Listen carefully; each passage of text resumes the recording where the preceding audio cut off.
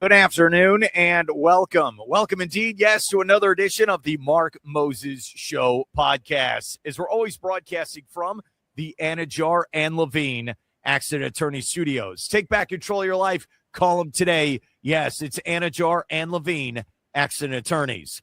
Now, it is the day after St. Patrick's Day. I had a little too much fun running around, but I am here to talk basketball, as I know it's the eve of the NCAA tournament.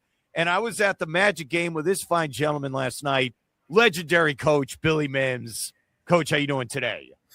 I'm a little tired, from last night, man, but you and I had a blast. It was first time I've seen Shai Gilgeous-Alexander play live in person. So thank you for that. I enjoyed the trip over to Orlando and watching the reigning NBA champions and fist bumping with Mark Daigneault, the reigning NBA champion head coach. You're absolutely right. There's this moment, so we're at post-game. SGA's talking.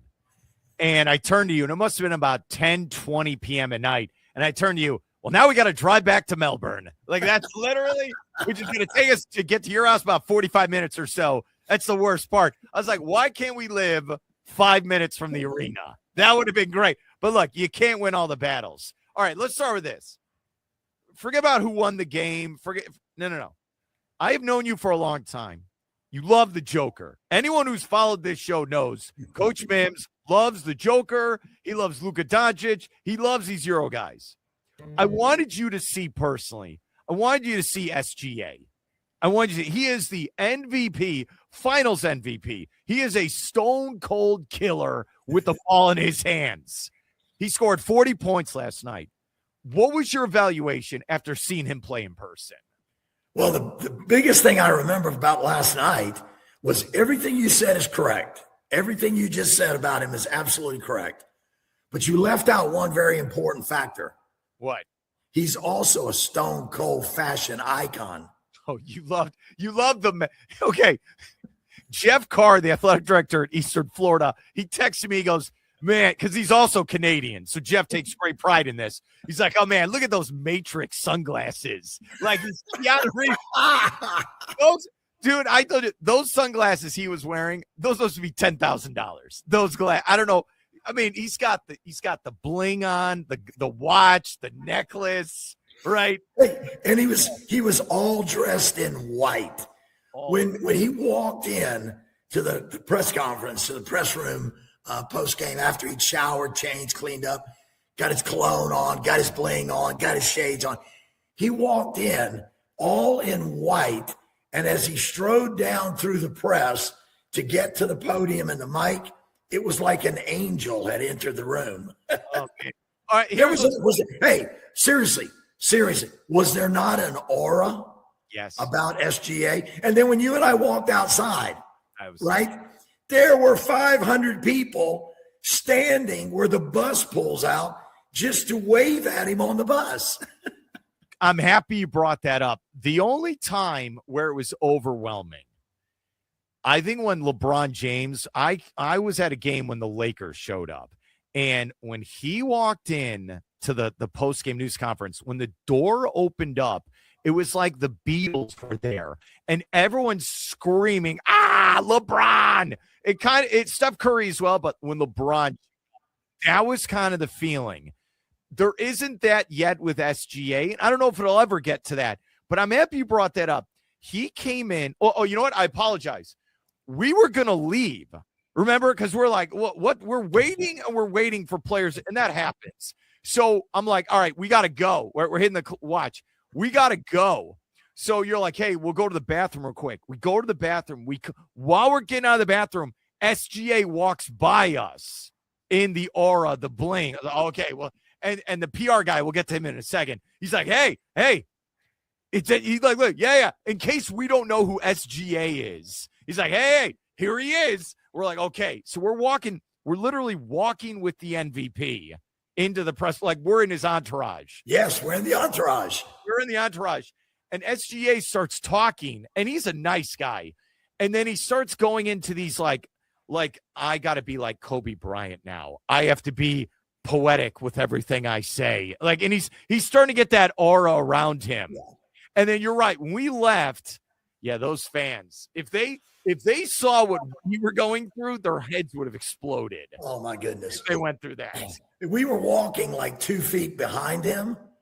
You know, if they had been where we were, they would have got down on their knees and crawled 2 feet behind. Yeah, I've seen SGA many, many times on television, post-game interviews. And as we were joking that, you know, usually you see him with his entourage, all the other players, his teammates, standing around behind him, because I think that's an OKC thing. It's part of their culture that even though he was the best player in the league last year and won the league MVP, the finals MVP, they still have that team culture. They believe that everybody's a part of the success of the OKC Thunder. So I know that was normally what you see, right? But I wanted to see him on his own, fielding questions, not eye to eye with one reporter, but with several people in a room, and see how he responded. I was very, very impressed last night. I thought, as you said, I mean, he was Kobe-esque in his moment of thinking his thoughts really through, trying to come out with the most intelligent answers he could. And he does come across as an extremely intelligent, caring young man. He doesn't want to just be snippet. He doesn't want to just say things off the cuss. I think he wants to say the right thing and make sure that when he gives an answer from the heart, that people are reading, that it's coming across, that it's something he's serious about. He meant it. It did come from his heart, and it was his actual thoughts, not something he's repeating from somebody else. I was very, very impressed with Shai Gilgeous-Alexander last night for a few minutes in that post-game press conference, in how he handled himself, his demeanor, his thought process, his articulate, intelligent answers. Very, very impressed. And I can see why the rest of his teammates look at him as the leader of that team. All right, a couple things. That's a great point. Remember, he played for Calipari. You know, it's like he was a one of these prospects, right? Yes, and remember, you and I said last night, we were joking about it during the game. I told you about the video they shot at the airport in Oklahoma when they were boarding their private jet. And they were asking all the players their picks for March Madness. When they got to SGA, he picked 2 teams. He said, well, it's going to be Arkansas or Kentucky. And for a moment, that didn't register with me. And then all of a sudden, it did. He played at Kentucky. But why did he say Arkansas? Oh, his coach, Calipari, is now the Arkansas coach. So he's either picking his old team or his old coach. Either way, he was loyal. Another impressive thing. He wasn't like, oh, I'm the next phenom. I'm amazing. He got to the NBA and then had to work on his game. And then look, the Clippers threw him away. Here, go ahead, because they wanted Paul George. He was part. It wasn't a 1-to-1 trade. He was part of the package of picks. So the Clippers did not think highly of him. And he went to the Thunder. Even in the Thunder, it took him time to get. So you could tell there's a part of him where it's like, hey, maybe he has a chip on his shoulder, or, kind of this blue collar feel of, hey, I had to work to get to this point. I'm not just the chosen one. And that came across as well. All right. I want your thoughts on the eye test. And I'm going to say this first, then I'll give you the floor.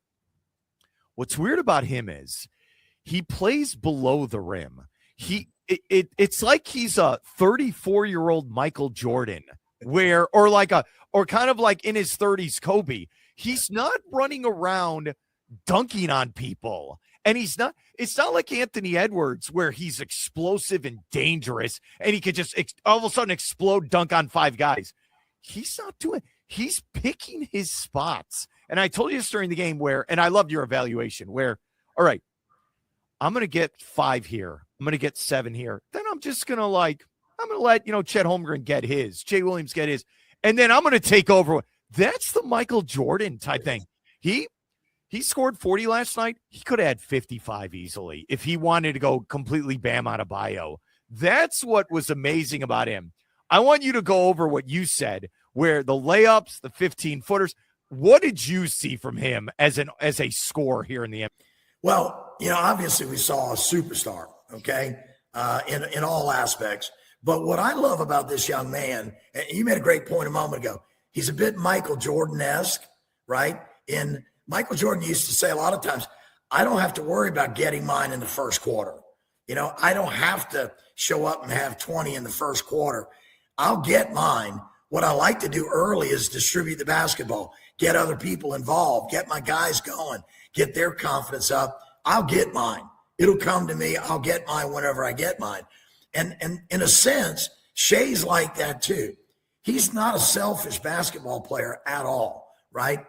The other thing that stood out to me, another comparison to a current player, and it's a guy that I do like, we both like, and we think he's a great player, but Luka Doncic, right? SGA, you talked about him a moment ago, not being a guy like Anthony Edwards, that SGA is explosive, right? Jordan was explosive. SGA's explosive, but it's not like Anthony Edwards explosive, where he makes highlight reel plays where he just out of nowhere explodes up and over three guys and dunks. I think he's more like the new great player like Luka Doncic, in that SGA has found a pace. He plays the game. He understands the pace of the game. Luka can look like he can't jump over a quarter. Yeah. Luka can look like the slowest mule in the stable. He's not a thoroughbred speed-wise, right? But it's the pace that he's so good at. Well, okay, Shai could be that thoroughbred speed-wise. Shai could jump over a stack of quarters about a mile high, right? But he doesn't have to do that, because I think he's matured intellectually. His basketball IQ, he understands the pace of the game. The other thing about him is, although he's not somebody you think of as being a great three-point shooter, he picks his spots and he takes great threes. He doesn't take bad shots from three, right? He picks his spots. But the beauty of his game is not what he does behind the arc when he knocks down the occasional three. It's how good he is downhill, right? I think the most dangerous thing about Shai Gilgeous-Alexander is when he's going downhill and gets what we like to call paint touches. When he gets into the paint, he is going to get a 15-foot mid-range jump shot. He's going to get to the rim and get a layup, and he will snake his way through traffic like Michael Jordan did, like Kobe Bryant did in their prime. He could snake his way through anybody. He doesn't have to jump over them. He finds a way through them. Or he's going to draw a foul. He's going to get contact and go to the free throw line. So in the paint, he might be the best player in the game. He is the best. I'm sorry I cut you off. No, it's quite. He's like James Harden, where if I have an open window to get to the rim, I'm beating you. You could be the best defender in the world. I'm getting to the rim, and I'm getting the foul call. Well, and we know it. Yes, and you and I made another comparison last night. We were talking about how well protected he gets, and we said that lovingly and jokingly. I didn't say that as a nasty thing, but we compared him to LeBron James, because in the height of LeBron's career, sorry, I'm going to make sure this call doesn't come through. Don't they know I'm on the Mark Moses show right now? They got to stop that, okay? In the height of LeBron's career, right, he was going to the line double-digit free throws every night, right? In the height of Kobe's career, he could get to the line double-digit free throws every night.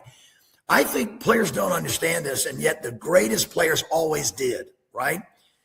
You don't just get to be a big-time scorer by making buckets, right? The best scorers, the leading scorers in professional basketball throughout history have been guys that can make a bucket, but they can draw contact and get to the line and shoot a bucket. So a 20-point-a-game scorer can become a 30-point-a-game scorer easily if he's getting fouled and getting to the free throw line and makes free throws.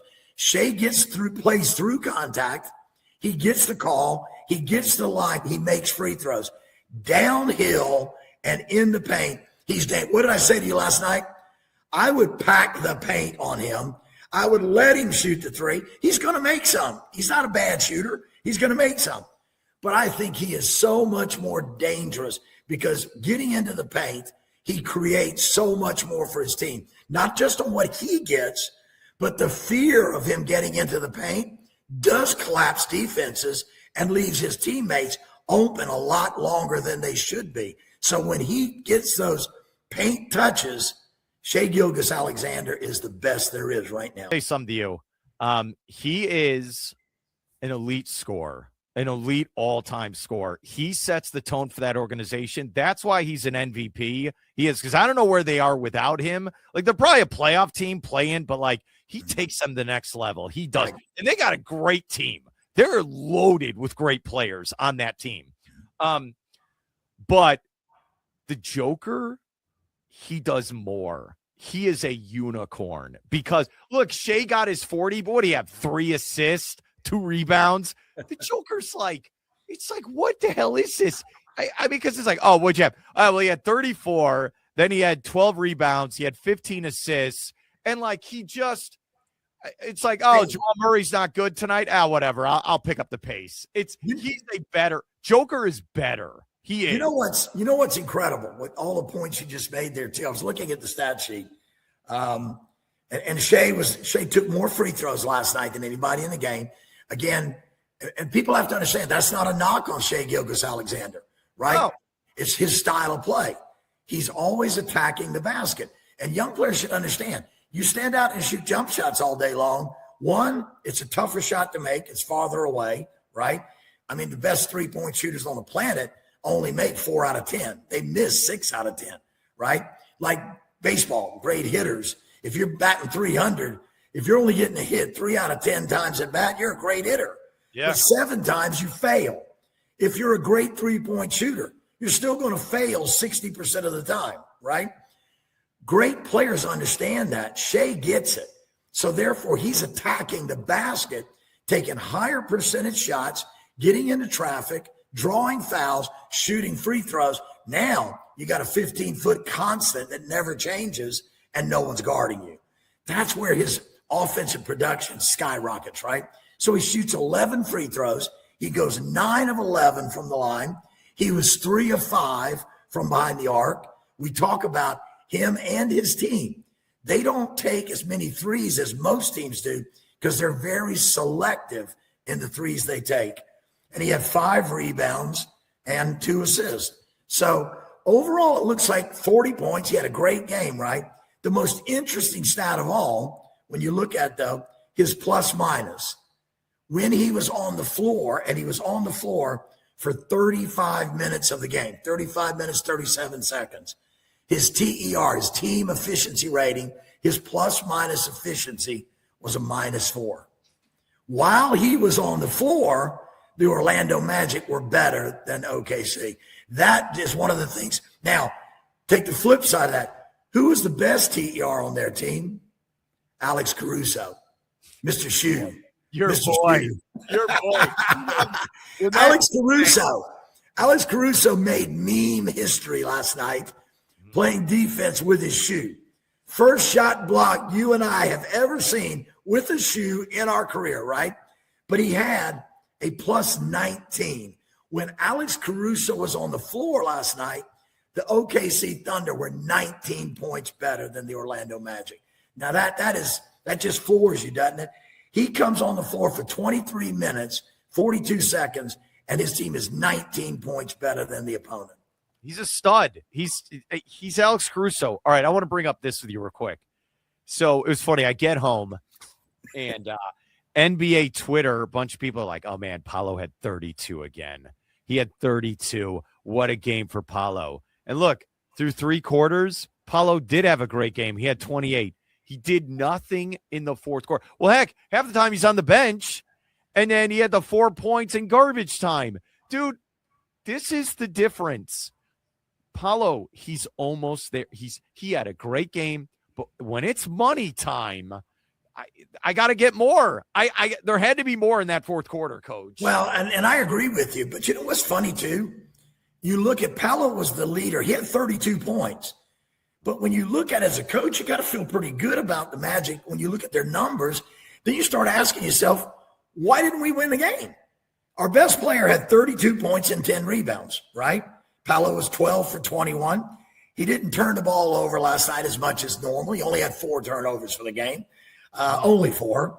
But they had 6 players, Mark, 6 players in double-figure scoring. On the other hand, OKC win the game. Their best player has 40. Their second best player, Chet Holmgren, has 20. They only have one more guy. A.J. Mitchell has 16, right? They had 3 players in double-figure scoring, in double-digit scoring. When you look at that, you start to say, why didn't we win the game? But I can tell you, if you look a little closer at those stats, I'll tell you why they lost the game. They took 53s in the game. They were 17 for 50. Now, that sounds okay because that was 34% behind the arc, which isn't great. It's not horrendous. It's just mediocre, right? But it's hard to win games when you shoot. The Magic took 93 shots last night overall. 50 of them from behind. They took more threes than twos. And I'm telling you, I know that the world has gone 3-point crazy, but you're not going to consistently win. OKC doesn't play like that, and they were the NBA champions a year ago, and right now they have the best record in the NBA. So probably at the moment, they're arguably still the best basketball team on the planet. They don't take, more threes than twos because you're taking all those threes. That doesn't get you to the free throw line. SGA got to the paint. They shot 27 free throws. The Magic took 53s. They shoot 20 free throws. That was the difference in the basketball game. All right. I'm going to go Zen like Kobe. All right. Here's what I'm going to do. Okay. Here's the difference. The Magic are a team that doesn't know how to win consistently. There's peaks and valleys. There's ups and downs. Hey, 7-0 run. This is great. How do we sustain it? I don't know. Up and down, up and down, up and down. Oklahoma City understands the secret of winning. They broke through. They won. All great teams do this. They are calm as water. Everything is like this. Oh, we're down 5. Whatever. We'll get some buckets. They believe in it. Hey, that's fine. Hey, we heard this from the coach last night. Hey, we were down the third quarter, called timeout. All right, let's go on a run. We know how to. That's what makes it dangerous. Once you figure out how to do it, then you can go do it. You've been a coach a long time. You have coached at different levels. You've had good teams. You've had bad teams. You know this personally. When you got a team that wins a title, they come back. All right, we know what to do. Don't you feel that as well when you see a great team? Oh, absolutely. I mean, one of the best teams I ever coached in 1997 was in London, England. And our team were the double win. There are 4 championship trophies that you could win there. The league, the cup, the trophy, and the playoffs. There are 4 trophies to win. And we won 2 of the 4 and lost the 4th one, the 3rd of the 4th on a last-second shot, okay? We were very, very good. And our moniker that year was the Comeback Kids. We were the Comeback Kids. We had more comebacks from third-quarter deficits to win fourth quarters in big games than any team in the history of the league there. We were the Comeback Kids. And I think that is a championship mantra. It's a championship mentality. When you watched OKC, they're champions. Orlando are not yet. Every time they take a timeout and walk to the bench, OKC, they look like scoreboards. Who cares? We're going to win the game. It ain't over yet. The old "it ain't over till it's over" mantra. Well, that's OKC right now. It ain't over till it's over. As long as there's time left on that clock, they believe they're going to win the game. And last night, again, they got down. They didn't panic. They stay within their system. They do what they believe in. Their coach does. I tell you, Mark Daigneault, one thing I like about him, he's not emotional on the sideline at all. I've never seen. He kind of reminds me a little bit of Brad Stevens when Brad was in his heyday with the Boston Celtics. Brad is like a college professor on the sidelines. He's like playing for a professor who's just teaching, constantly teaching. He knows the material. He's teaching his kids the material. It looks like that's what Mark Daigneault's doing. Mark knows the material. He knows what he wants. He knows his players. He knows what they're capable of. He's constantly teaching. He never loses control. I've never seen him get angry at the refs. I've never seen him get angry at a player. His emotions are under control all the time. And that sort of emotional stability and intelligence takes a young team. Because remember, last year when the Thunder won the NBA championship, they also had the youngest starting five in the league overall. So what makes a young team that good? I think it goes top down that they have a young coach who's teaching them sort of almost like Pat Riley Zen, or I say Pat Riley. Phil Jackson. Let's go Phil Jackson. That's what I'm going to say. I think Pat Riley had it first in Miami, but then I think Phil Jackson perfected it in L.A. But they both were great coaches, great players. But that sort of mentality that you just don't, you never lose sight of the moment. You never get so emotional that you lose sight of the moment and the ultimate goal. Mark Daigneault is one of the best young coaches in the world right now because I think he's got that Zen mentality as well. And he won the title. And honestly, hey, we're flying to Orlando. We're going to beat the Magic. We're going to get another plane. We're going to go to New York and kick the crap out of the Brooklyn Nets. That's what they're thinking. That's what great teams do. I will say this. After everything we've just said, hey, woulda, coulda, shoulda. If the Magic had Franz Wagner and Anthony Black, I think they win the game last night. You know what I mean? So I agree. I said that to you at one point. I said, I thought another big difference in the game was personnel. And it's like, okay, you had Paolo picking up 32. You had SGA getting 40. Well, there's right there. That's almost, Xing each other out. What the Magic missed, and I said this to you, I said, all they were lacking was one more superstar. And hey, he's in plain clothes on the bench right now, Franz Wagner. And from my opinion, Paolo's a great player. I like Paolo. He's a great player. He has certain things that he can do as well as anybody. But I believe the best overall talent the Orlando Magic has is Franz Wagner. So he can do so many things. And right now they're really missing a lot of the things that are his mainstay, the things that he does really well. Also, you made a great point in Anthony Black, who has really stepped up this year. He's out with injury. Franz is out with injury. That is two of Orlando's top 7 players, any way you shake it. Probably those two are starting if they're full strength and healthy, right? And if not, certainly Franz is, and AB might be the first guy off the bench. But those two guys played 30 minutes last night, and I agree with you. The Magic win that game. Yeah, so the key is, look, just get them back on ASAP, and there's still time with about 16 games to go. All right, let's go over this real quick. We got about 10 minutes, and I appreciate coming on. I know you're busy, man, so yes. I want to give you your flowers. You have consistently, if we're looking at March Madness, you have been hyping that Arkansas guard. Now, even when I was on here saying how great the Gators are, and they destroyed Arkansas, you go, I don't care. There is that guard on Arkansas, and you've been going over and over. And now all these other people oh, yeah, by the way, that guy's pretty good. You have been consistently, just take it away. What are your thoughts, buddy? Just go for it.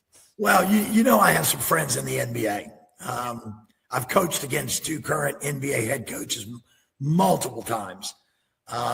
So even when I was a pro coach in Europe, I had an NBA mentality for talent and for the way the game should be played. I love college basketball. Don't get me wrong. But the NBA is the best basketball on the planet, right? And the Euro League is right behind that. Yeah. NBA maybe for overall talent, Euro League for overall how to play the game, right? Those guys in basketball intelligence, IQ-wise, Euro League coaches and top Euro League players, some of the smartest basketball talent on the planet. NBA, great coaches, great talent, the most talented league on the planet. So when I'm watching players now in college, I'm thinking about, well, what's their next stage? It's one thing to be a great college player.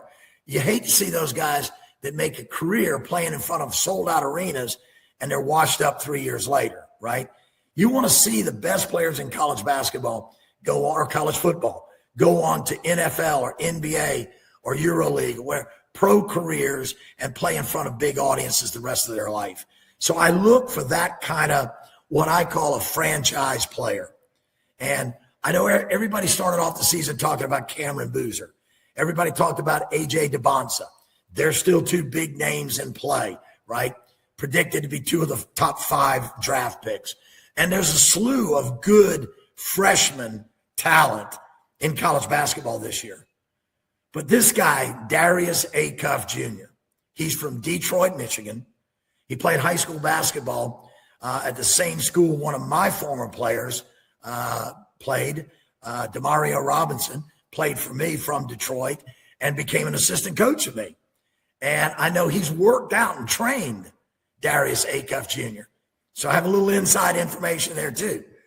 But when I first saw Darius, I'm like, the word on the street was talent, talent, talent, over the top, right? But maybe a little immature. Maybe needs to learn to be more coachable. And John Calipari, the older coach, not a young coach, the old experienced coach who has coached more great guards in college that have gone on to great NBA careers, probably than any other single collegiate coach. He has a slew. I mean, like you said, SGA. Come on. He has a slew, right? That you, if you're a player, especially a guard, now he's had some good bigs, don't get me wrong. But if you're a guard and John Calipari says, I want you to play for me, you say, how quickly can I get there? Because he can build you in. He can take talent and turn it, grow it, mature it into NBA mentality, right? And I say this, I've watched this kid get better and better and better all season. I saw him at Alabama lose a game late in the season, right? That went into overtime. And this kid just took over the game. He deserved to get a win on his own, right? 49 points that night, right? Unbelievable game. And just, again, put himself this year in the Arkansas all-time record books. I think he's right now second for most points in a single season, only by about 30 points. A guy named Todd Day did it back in the 90s, right? And he's the all-time leading Razorback scorer. Darius Acuff, as long as he doesn't get hurt, hopefully nobody does in March Madness, so teams can continue and players continue right through. If he doesn't get hurt, he plays right through this tournament, he's going to become the all-time leading scorer in Arkansas history. Let's go with his accolades. I said this early on. Everybody said, oh, he's going to be the rookie of the year. I said, yeah. He's also going to be the player of the year. Oh, no, Florida's got a guy that's better than him. Oh, no, this guy's better. Oh, no. The guy led the league in scoring and assists. Hasn't been done since Pistol Pete Maravich. And the last time somebody did that, they named an arena after him. The Pistol Pete Maravich Athletic Center, PBAC at LSU, right? So not only does he do that, he's the player of the year. He's the rookie of the year.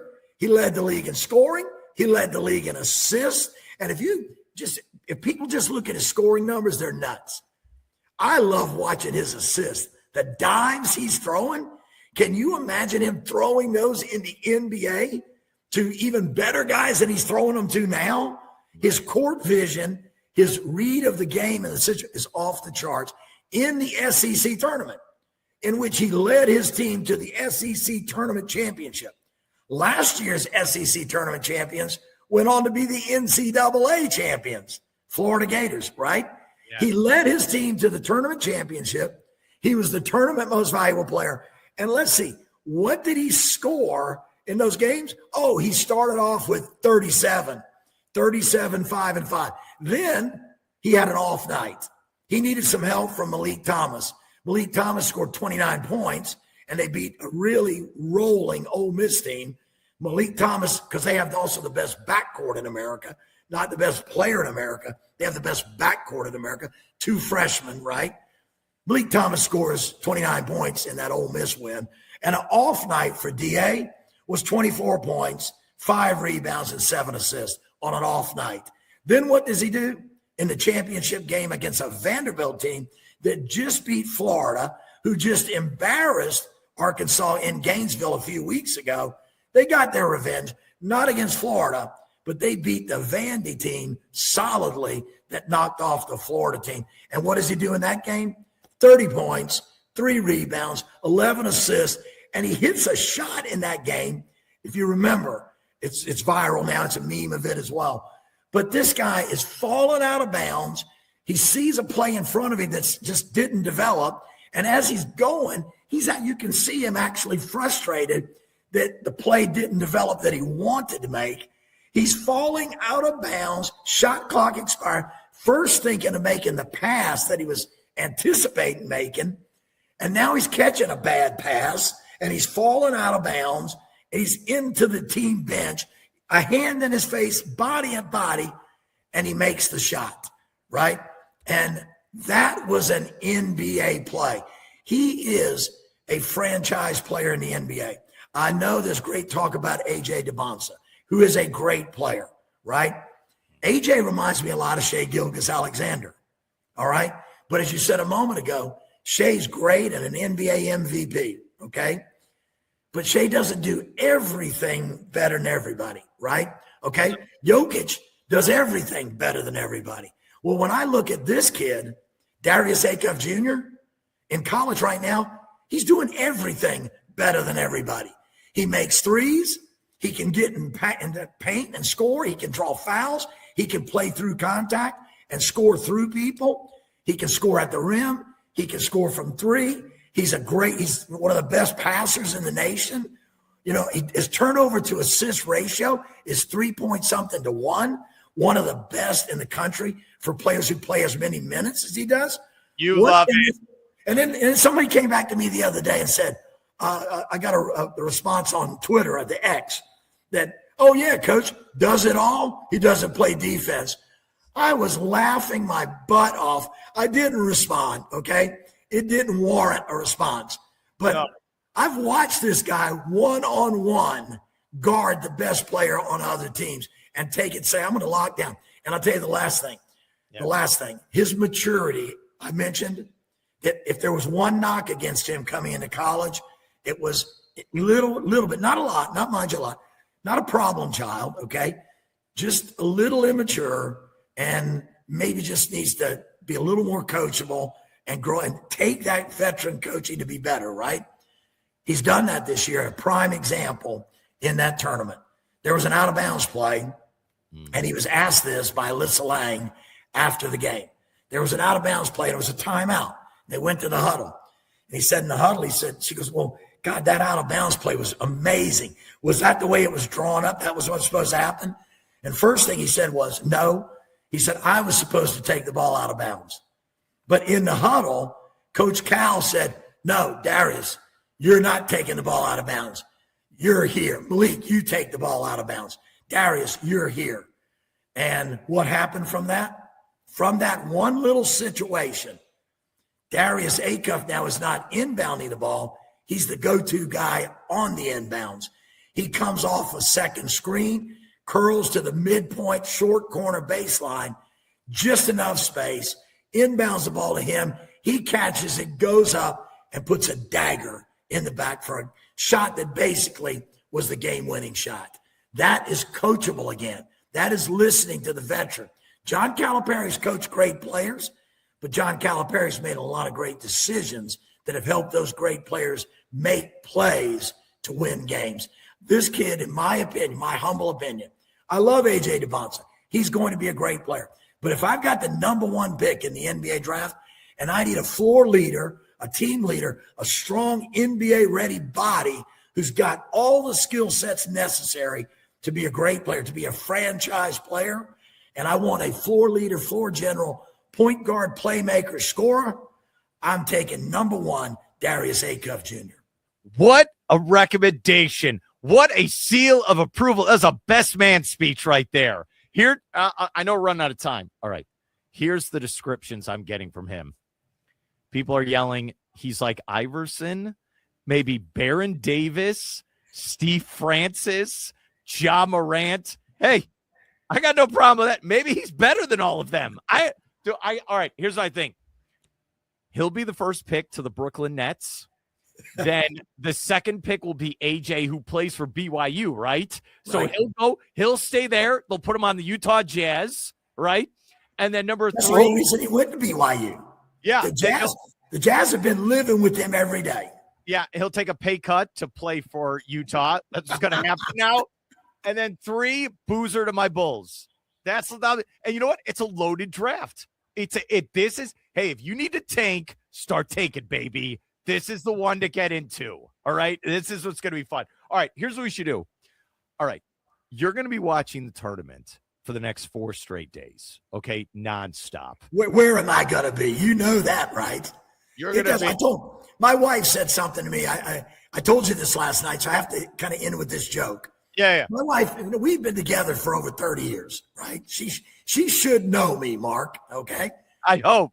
And she says to me yesterday at one point before I went out with you, she said, you need a new suit for our daughter's wedding. Why don't we go over to Orlando and shop for suits on Saturday? And I said, shop for suits on Saturday? I said, Lynn, March Madness.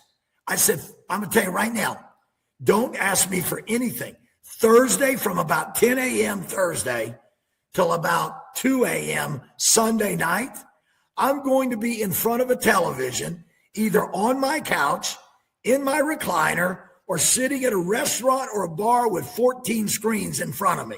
I will not be anywhere other than watching March Madness nonstop 4 days, Thursday, Friday, Saturday, Sunday. It is the best 4 days for a basketball junkie on the planet. You know where I'll be. She should bring like a cardboard cutout of you, and then they'll put the suit on the cart. You know what I mean? With your same dimensions. Yeah, that'll work. Let's go with that. That's what it should be right there. I'll end with this real quick. So we're going into the Magic Arena like I've done a billion times. So it was St. Patrick's Day yesterday, and I forgot that I still had on a jacket I was wearing. It was cold. So we're walking by the Thunder locker room, and this guy goes, hey, you. Hey. And I was like, what's going on? Hey, you. Do you like the Bears? I was like, yeah. Why wouldn't I? It was one of these moments like, am I in the Illuminati? Am I in some secret fraternity? And this guy's like, oh, man, you like the Bears? I'm from Illinois as well. What do you think about the team? Are we going to move to Indiana? He starts talking to me like I work for the Bears. Like I'm a PR. What is happening now? And the look on your face, you're like, huh? What is this exactly? So I forgot I still had my Bears jacket on. I've been wearing it all day. It was freezing. Usually, you shouldn't be wearing any teams on your, you know what I mean? But I just forgot. Okay. So this guy. It worked for you. Yeah. So he's like, yeah, we need to do this more often. Right. So he's like, I'm from Illinois. I love the Bears. I was like, well, I'm from Illinois. I love the Bears. So now we're buddies. He's like, what do you think? Are we going to move to Indiana? Like, we're really talking about this. He really wants my opinion. I'm telling you, we're in some secret society here. This is like in front of Coach Mims, it's like we were both talking Russian, and Coach doesn't know what we're talking about. I'm jealous. I felt left out. I'm like, I want to say, how do I join this club? Yeah, you got some work to do. So I was like, what do you do? He's like, well, I'm the head PR guy for the Oklahoma City Thunder. Okay. So we're talking. He's like, yeah, nicest guy. And then we're like, where's the post game? He's like, yeah. You two need to come to the post game for the Thunder. So we're like, okay. So we sit down. He's like, hey, great seeing you guys. And then like you asked the question to Coach, which was awesome. And then Coach comes up, dabs us, right? And then he's like, yeah. And then this guy, he's like, yeah, I hope that helped. And then again, I'll just say this again. So like we're going to leave. We go in the bathroom. We get out. Shay's right there. Shay looks at us. And then our PR guy's like, yeah, it's Shay. Yeah. Like, okay. So this guy, nice guy. Okay. Mark, it all began with the brotherhood of the Bears, right? It started with the brotherhood of the Bears, right? Yeah. Thank you for that, right? Because that just opened the gates for us. But how can it get any better for two basketball guys like you and I, right? Yeah. To end the night, we were in Shai Gilgeous-Alexander's entourage. We were walking in with his bodyguards, with the head of PR. We're right behind Shai and his entourage, walking in with Shai. We walked into the press conference with SGA, right? And I like and we got dapped. We got fist bumped by Mark Daigneault, the reigning NBA champion head coach. I mean, nobody else in the press conference got fist bumped but me and Mark Moses. So it can't get any better than that. And Shai's leaving. We're like, hey, good game, Shai. And he's like, yeah. And then he just goes right back to his phone. That's the best part. That's the best. Like, yeah, whatever. I'm the MVP. So, no, he's a nice guy. Coach Mims. All right. How about come on Monday? We'll recap the first 4 days. Have a great day, buddy. Look forward.